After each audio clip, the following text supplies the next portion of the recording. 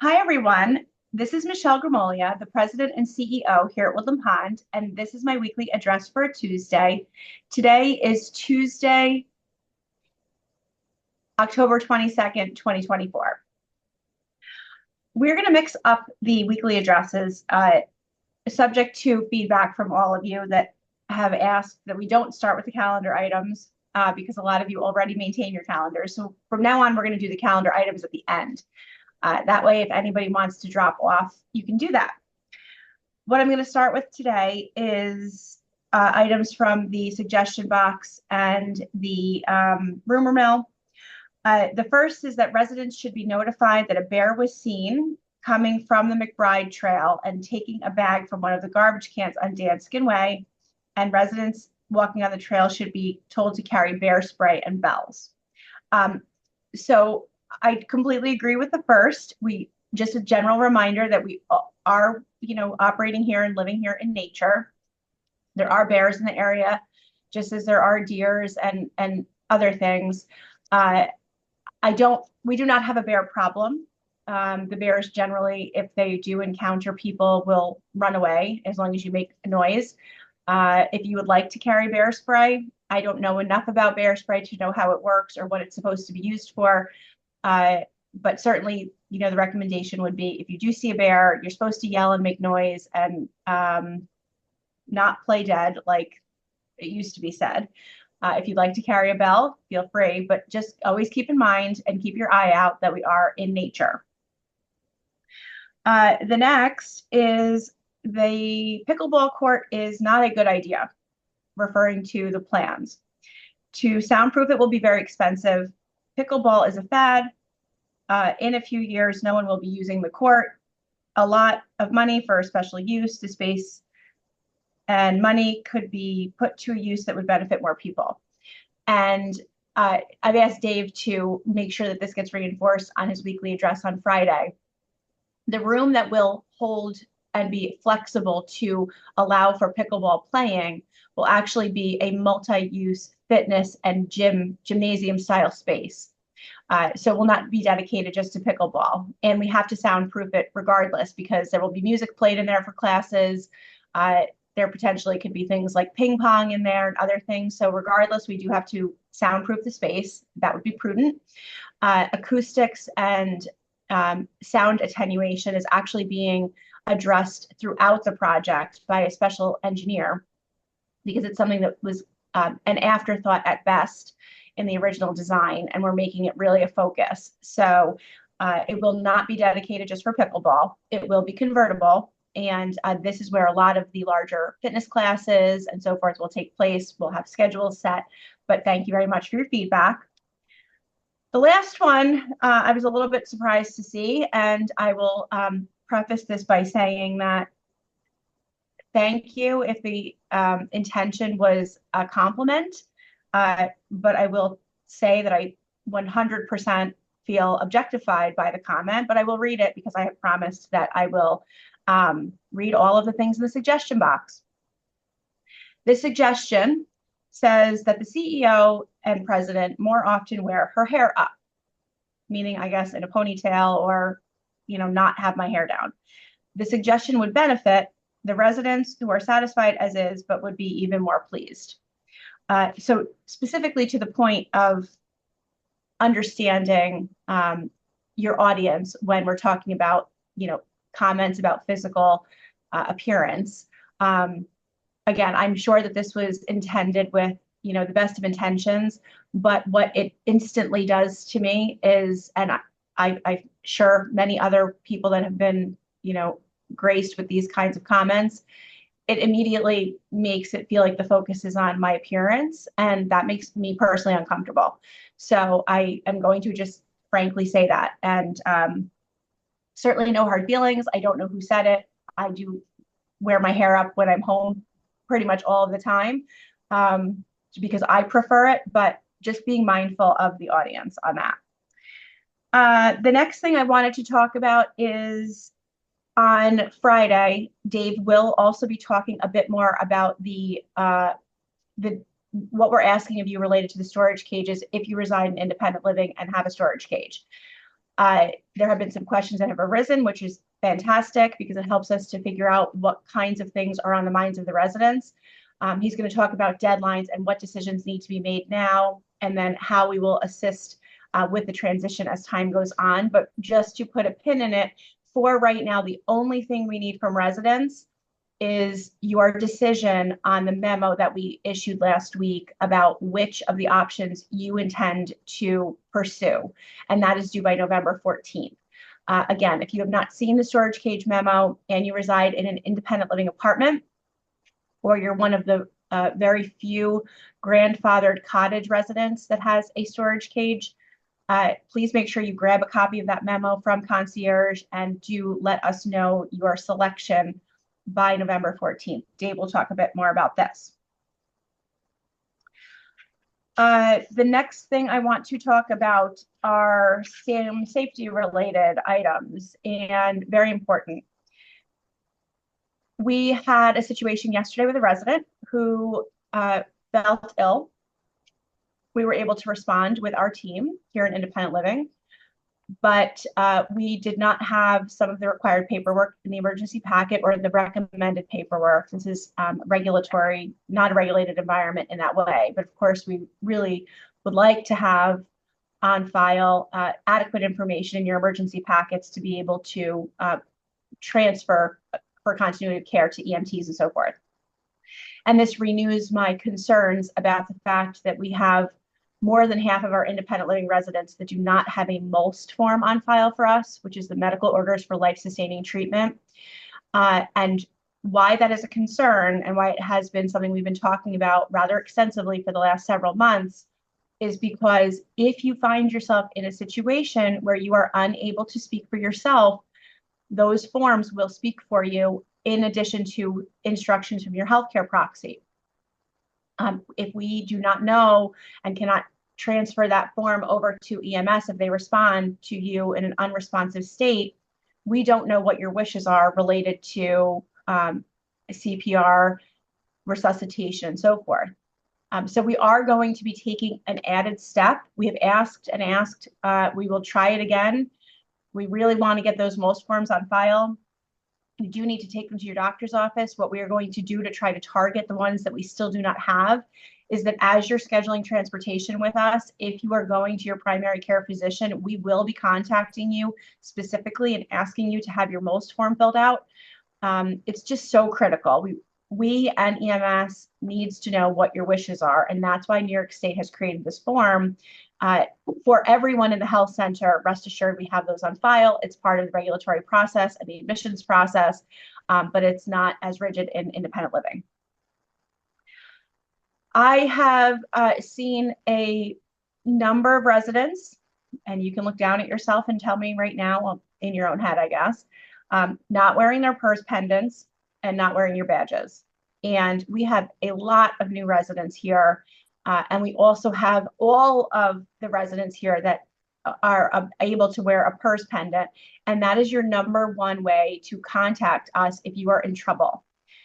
Whether it's you've fallen down, you can't breathe, you've gotten yourself lost in the building. Those purse pendants, as soon as you press them, our system tells us where that purse pendant has been activated, and we come to you. It tells us who it's assigned to. It is absolutely crucial that you're wearing them. And I see so many residents that don't have them on. And I can tell you that when you don't think you need them is when you really need them, because it's a day that you might think, gosh, it's beautiful outside, I'm going to go for a walk. Well, you go for a walk and then you trip on the sidewalk and you have no way of getting in touch with anyone. So please, please, please make yourself a note. We actually may make signs for you to hang inside your doors to grab your badge and grab your PERS. The badge is very important from a getting to know you perspective, our staff, your neighbors, but also from a security perspective. So please be mindful of that. The next item is related to, actually, let's do happy or not comments first. The happy or not comments that we've gotten in the last several days are referring to Angelina and Griffin, both being wonderful. They're wait staff members. The tri-tip beef, asparagus, and baked potato were all terrific. Thank you. Someone asking, when are we bringing back the chocolate mousse cake? So I will talk to Chef about that. 2 comments on the crab/crab imperial being delicious. Polenta is good. Mindful cream of broccoli soup has been a favorite. Unfortunately, this was a pickup and the soup was unsealed in a bag and completely leaked into the bag. Please make sure soups for pickup are properly sealed. This is great feedback. It's helpful for us to know that. And the last one, and we've talked about the seasonings before, so always the opportunity. There was so much pepper in the mindful mushroom soup that my throat felt on fire. Since there is a salt and pepper shaker on every table in the dining room, and I assume in every home for takeout, I don't understand why there has to be so much salt and pepper in the food at Woodland Pond. Since ingredient lists are not readily available for each menu item, it is incredibly difficult to know what is safe to order. So salt and pepper are a routine seasoning duo that is used at multiple phases during the cooking process. If you are on a restricted diet, you certainly should be communicating that to us somehow. This means, are you on a sodium restriction from your doctor? Do you have an allergy or a sensitivity to black pepper? Those kinds of things. It is reasonable to expect that salt and pepper are used in probably every savory dish that we serve. That's just sort of the basic seasonings.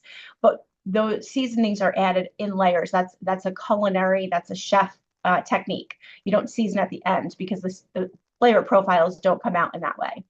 So please make sure that you are notifying us if you're on any kind of a dietary restriction.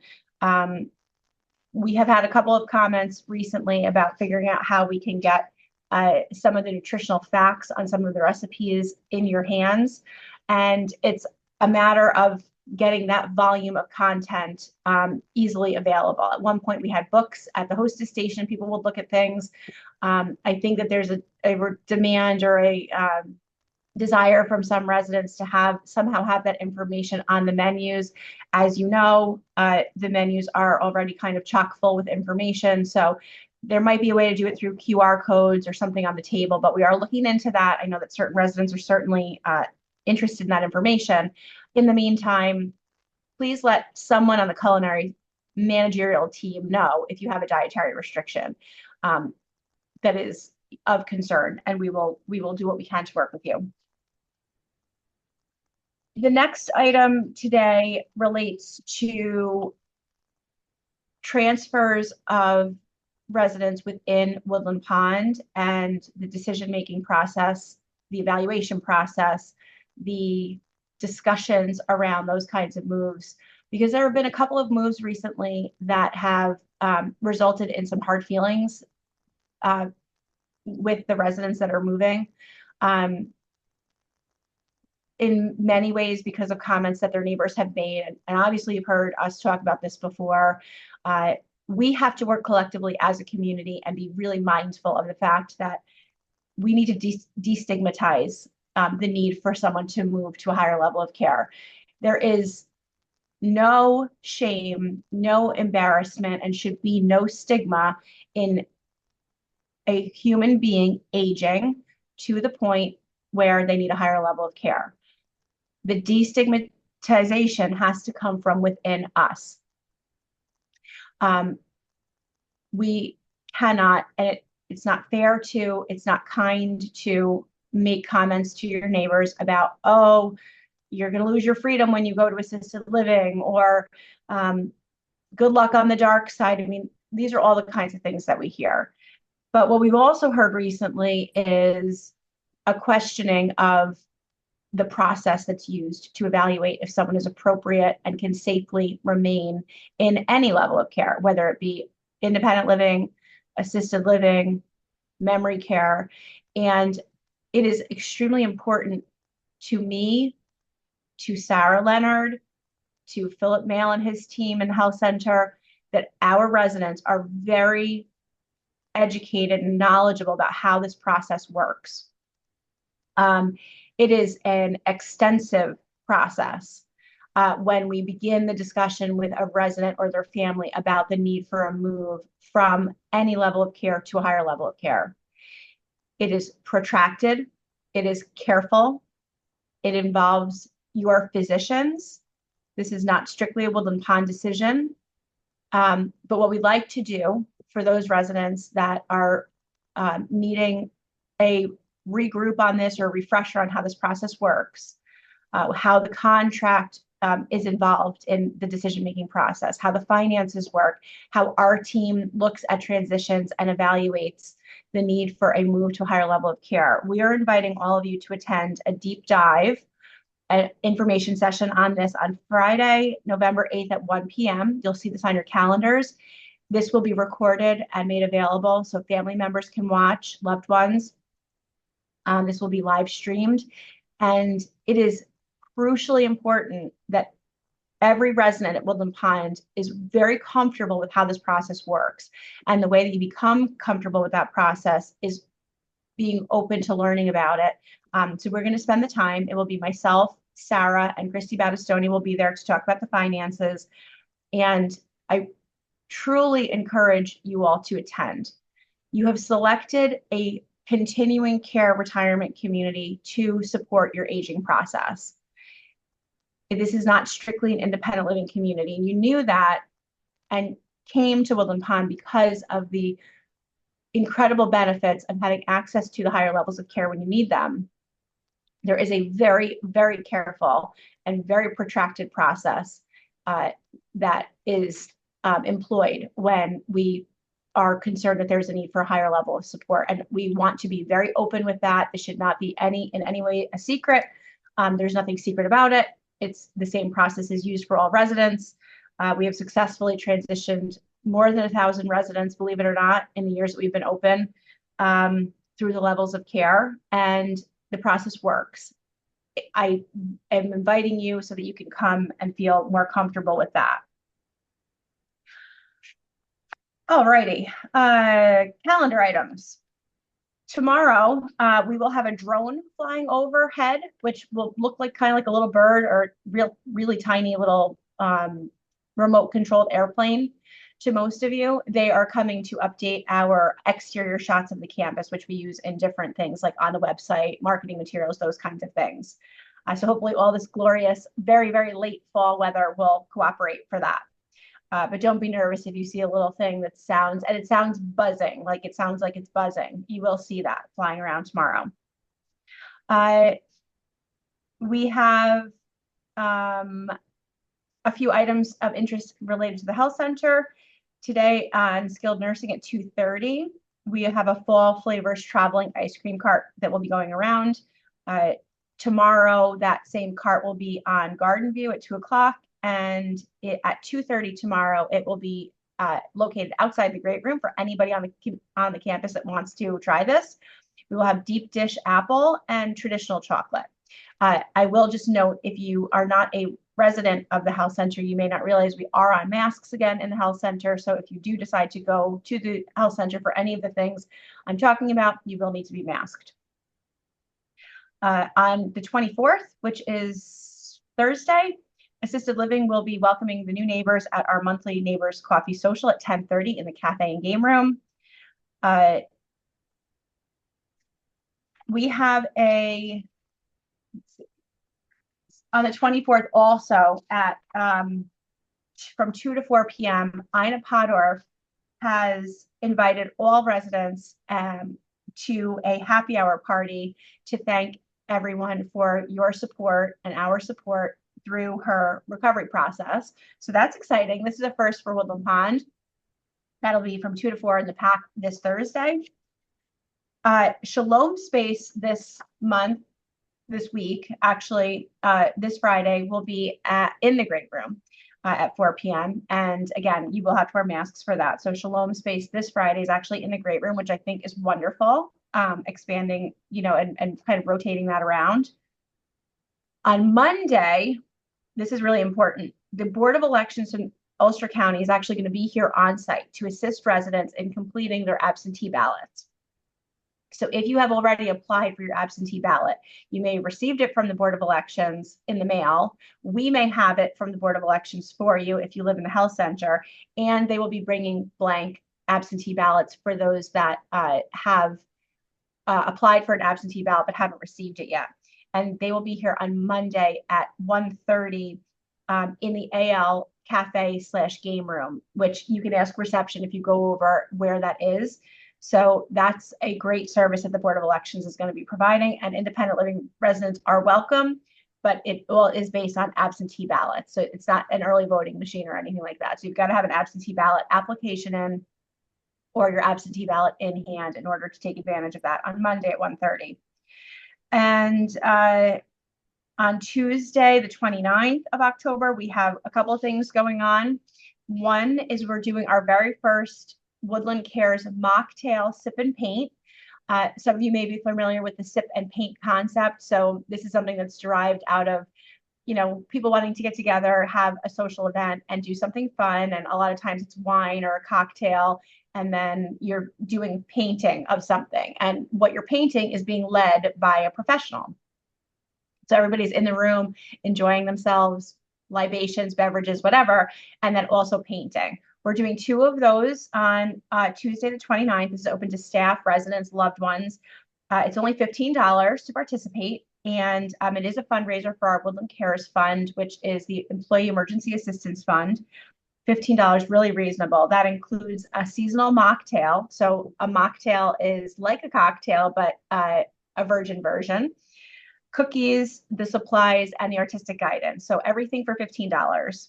You can sign up for that at Concierge. Those are going to be on Tuesday, the 29th at 2 and 3 p.m.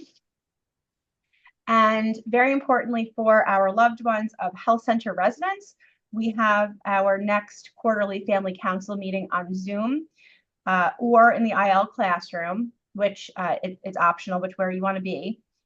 That's going to be on the 29th at, I believe it's 5 p.m. So if you are a loved one of a health center resident, you would like to join us by Zoom, you can reach out to any of your contacts at Woodland Pond, including Sue Close, who is our director of activities for the health center. Her phone number is 845-256-5917. And we hope to see a packed Zoom gallery for that meeting because they're excellent meetings. I do not have anything else today. I hope you all have a great day. Thank you.